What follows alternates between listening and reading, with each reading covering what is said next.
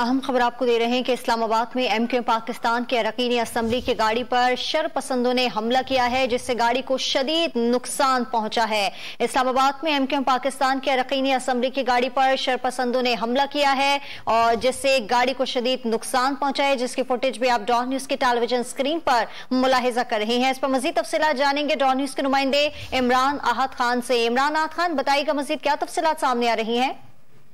देखिए, बिल्कुल एमक्यूएम जराए की जानिब से ये खबर सामने आई है और बिल्कुल अब ये कंफर्म भी हो चुकी है, क्योंकि इसकी जो फुटेज है वो भी सामने आ गई है। एमक्यूएम पाकिस्तान के अरकान कौमी असम्बली है साबिर कायम खानी और इनके साथ एक और अरकान असम्बली है सलाउद्दीन।